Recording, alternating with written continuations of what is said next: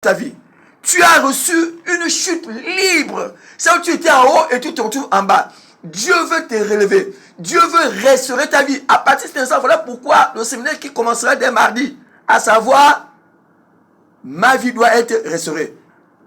Tu es le bienvenu. Dieu s'adresse à toi à ce que tu viennes expérimenter son toucher. De telle sorte que tout ce qui t'a été volé, ou encore que tout ce qui se retrouve blocage dans le monde des ténèbres, que cela te soit restauré.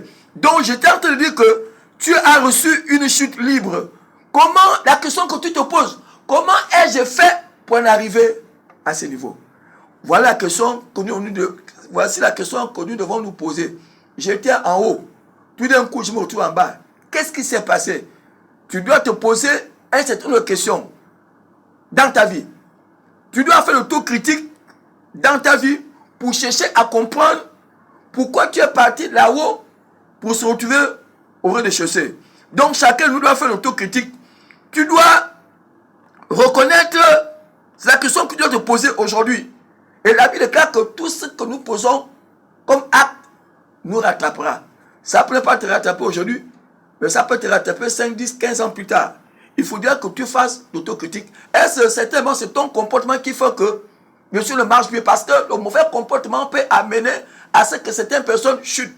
Le mauvais comportement peut amener à ce que tu ne sois plus aimé par des gens que Dieu pouvait disposer sur ton chemin pour t'amener à réussir dans ta vie.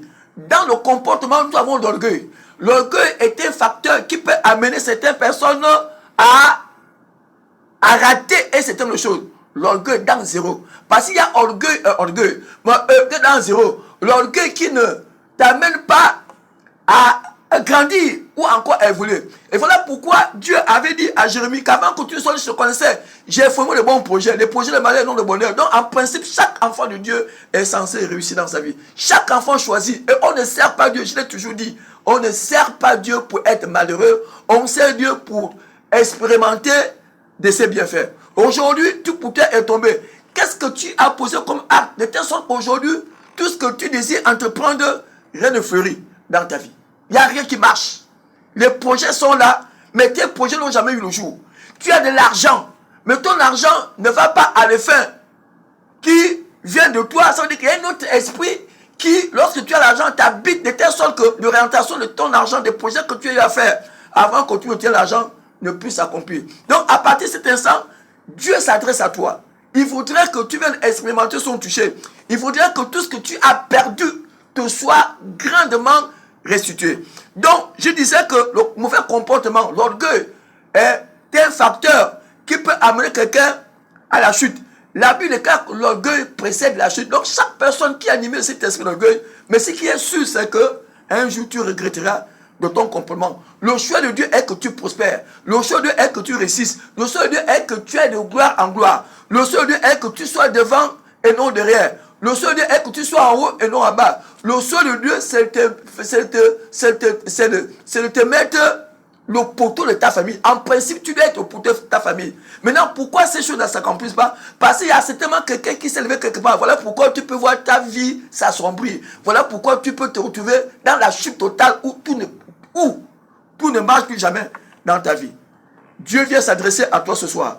Il voudrait t'amener plus haut. Mais pour t'amener plus haut, il faudrait que tu te rapproches de lui de telle sorte que son désir ou encore que ton vœu puisse être concrétisé dans son nom. Dieu vient ce soir pour s'adresser à toi. Il ne faudrait pas que tu restes là où tu es. Il ne faudrait pas que tu continues à te lamenter. Parce que des gens qui sont que dans les pleurs, nuit et jour, les pleurs, le foyer déchiré, le travail instable. Ça veut dire que tout ce que tu désires entreprendre, il n'y a rien qui marche.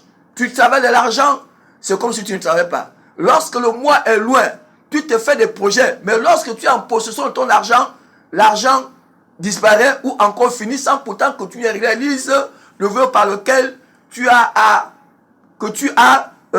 t'es fixé pour pouvoir faire accomplir au travers de tes sous.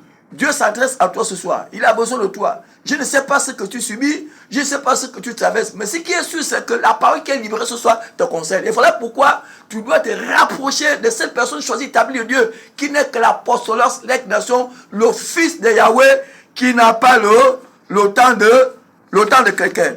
Et nous allons rentrer de plein pied par rapport au verset de ce soir. Dieu a choisi quelqu'un. Il y a quelqu'un aussi qui avait subi ce que tu as subi.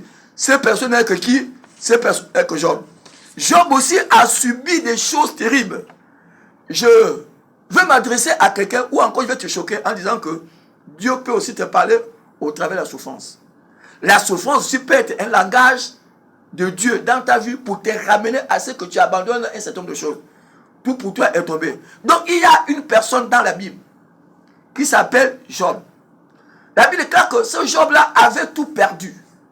Il était riche et nous allons voir cela dans Job 1er, à partir du 1er verset jusqu'au verset 4. Nous allons faire la lecture et je vais te faire comprendre ce qui était arrivé dans la vie de Job et comment Dieu a fait pour restaurer la vie de Job. Non seulement restaurer et multiplier ce que Dieu avait, ce que Job avait auparavant. Il n'est jamais trop tard pour toi. Dieu aussi a la capacité de te faire ce qu'il avait fait à Job. Et voilà pourquoi ce soir, je voudrais que tu sois connecté. Je voudrais que tu te calmes. Parce que Dieu est en train de s'adresser à toi. Et tu sais que ce que l'homme Dieu est en train de parler là te concerne. À partir de cet instant, je voudrais que tu te fasses...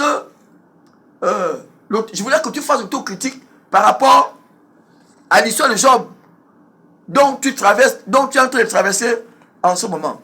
Je vais faire la lecture dans Job 1er, à partir du verset 1er jusqu'au verset 4. La parole de Dieu déclare.